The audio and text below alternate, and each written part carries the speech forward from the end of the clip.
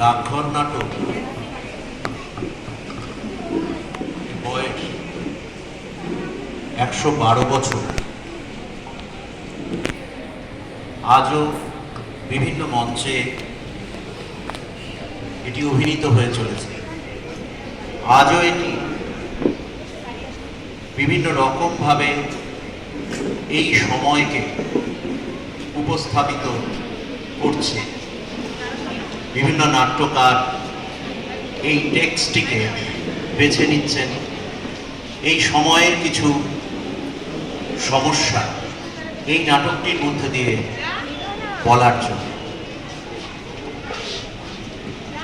1911-12 সালে এই ডাকঘর নাটকের প্রকাশ। তারপর থেকে আজও পর্যন্ত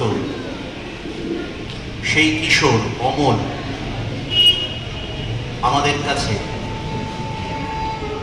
একদম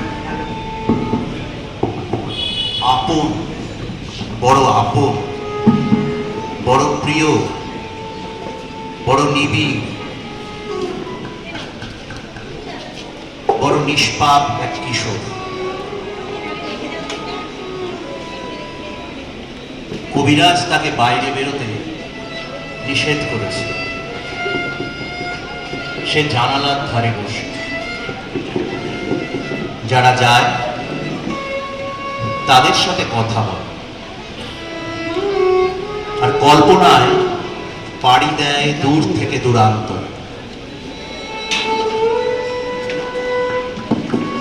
ডাকঘর নাটকের নির্বাচিত অংশের শ্রুতি অভিনয় অবলের জানালা।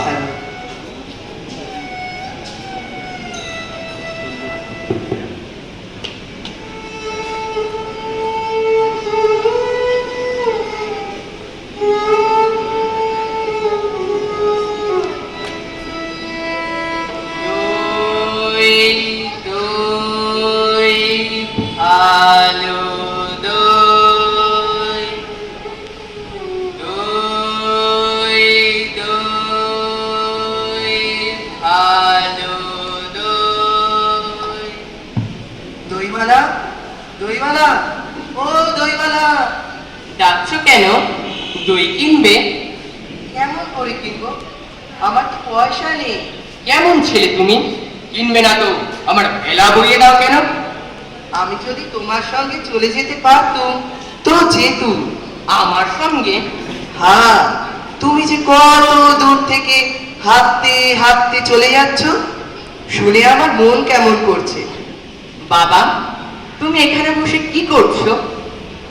কবিরাজ আমাকে বেরোতে বারণ করেছে, তাই আমি সারাদিন এইখানেই বসে থাকি। আহা বাছা, তোমার কি হয়েছে? আমি জানি নে, আমি তো কিচ্ছু পড়িনি, তাই আমি জানি নে আমার কি হয়েছে। দইওয়ালা, তুমি কোথা থেকে আসছো? আমাদের গ্রাম থেকে আসছি। তোমাদের গ্রাম? অনেক দূরে তোমাদের গ্রাম? আমাদের গ্রাম সেই পাঁচমুড়া পাহাড়ের তলায়, সামলি নদীর ধারে। পাঁচমুড়া পাহাড়, সামলি নদী, কি জানি, হয়তো তোমাদের গ্রাম দেখেছি, কবে সে আমার মনে পড়ে না। তুমি দেখেছো? পাহাড় তলায় কোনোদিন গিয়েছিলে নাকি? না, কোনোদিন যাইনি, কিন্তু আমার মনে হয় যেন আমি দেখেছি। অনেক পুরনো কালে খুব বড় বড় গাছের তলায় তোমাদের গ্রাম, একটা লাল রঙের রাস্তার ধারে না? ঠিক বলেছো বাবা। সেখানে পাহাড়ের গায়ে সব গরু চড়ে বেড়াচ্ছে। কি আশ্চর্য! ঠিক বলছো, আমাদের গ্রামে গরু চড়ে বই কি, খুব চড়ে। মেয়েরা সব নদী থেকে জল তুলে মাথায় কলসি করে নিয়ে যায়, তাদের লাল শাড়ি পরা। বাহ বাহ, ঠিক কথা।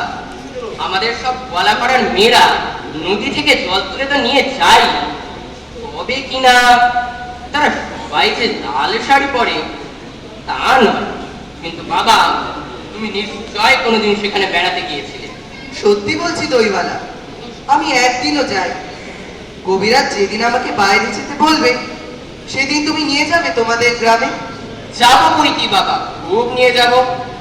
আমাকে তোমার মতো ওই রকম দই বেচতে শিখিয়ে দিও, ওই রকম বাঘ কাঁধে নিয়ে, ওই রকম খুব দূরের রাস্তা দিয়ে। মরে যাই, দই বেচতে যাবে কেন বাবা? এত এত পুঁথি পড়ে তুমি পণ্ডিত হয়ে উঠবে। না না, আমি কখনো পণ্ডিত হব না।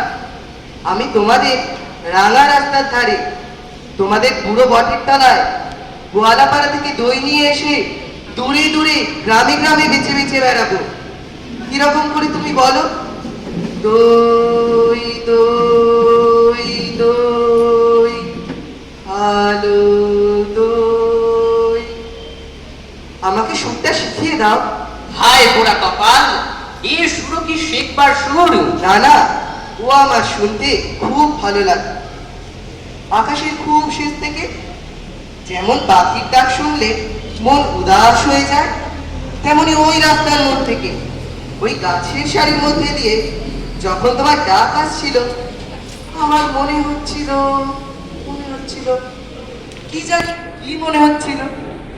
বাবা, এক ভাঁড় দই তুমি খাও। আমার তো পয়সা নেই। না না না, পয়সার কথা বলো না। তুমি আমার দই একটু খেলে আমি কত খুশি হব।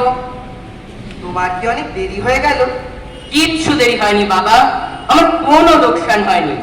দই বেচতে যে কত সুখ সে তোমার কাছে শিখে নিলাম। দই দই ভালো দই, দই দই ভালো দই, দই দই ভালো দই, দই দই দই ভালো দই। সেই পাঁচমোড়া পাহাড়ের তলায় সামনি নদীর ধারে গয়লাদের বাড়ির দই। তারা ভোরের বেলায় গাছের তলায় গরু দাঁড় করিয়ে দুধ দই, সন্ধ্যাবেলায় মেয়েরা দই পাতে, সেই দই। দই দই দই ভালো দই। এই যে রাস্তায় প্রহরী পায়চারি করে বেড়াচ্ছে। প্রহরী, প্রহরী, একটিবার শুনে যাও না প্রহরী। অমন করে ডাকাডাকি করছো কেন? আমাকে ভয় করো না তুমি? কেন? তোমাকে কেন ভয় করব? যদি তোমাকে ধরে নিয়ে যায়? কোথায় ধরে নিয়ে যাবে? অনেক দূরে, ওই পাহাড় পেরিয়ে। একেবারে রাজার কাছে যদি নিয়ে যায়? রাজার কাছে নিয়ে যাও না আমাকে। কিন্তু কবিরাজ যে আমাকে বাইরে যেতে বারণ করেছে। আমাকে কেউ কোথাও ধরে নিয়ে যেতে পারবে না। আমাকে কেবল দিনরাত্রি এইখানেই বসে থাকতে হবে। কবিরাজ বারণ করেছে? আহা, তাই বটে। তোমার মুখ যেন সাদা হয়ে গেছে, চোখের কোলে কালি পড়েছে, তোমার হাত দুখানিতে শিরগুলি দেখা যাচ্ছে। তুমি ঘন্টা বাজাবে না প্রহরী? এখনো সময় হয়নি। কেউ বলে সময় বয়ে যাচ্ছে, কেউ বলে সময় হয়নি। আচ্ছা, তুমি ঘন্টা বাজিয়ে দিলেই তো সময় হবে। সে কি হয়? সময় হলে তবে আমি ঘন্টা বাজিয়ে দিই। বেশ লাগে তোমার ঘন্টা, আমার শুনতে ভারী ভালো লাগে। ভোরবেলা আমাদের বাড়িতে যখন সকলেরই খাওয়া হয়ে যায়, পিসেমশাই কোথায় কাজ করতে বেরিয়ে যায়, পিসিমা রামায়ণ পড়তে পড়তে ঘুমিয়ে পড়ে। আমাদের খুদে কুকুরটা উঠোনে ওই কোণের ছায়ায় লেজের মধ্যে মুখ গুজে ঘুমাতে থাকে।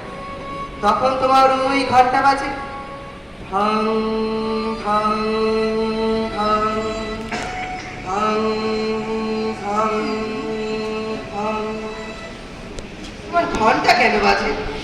ঘন্টা এই কথা সবাইকে বলে। সময় বসেনি, সময় কেবলই চলে যাচ্ছে। কোথায় চলে যাচ্ছে? কোন দেশে?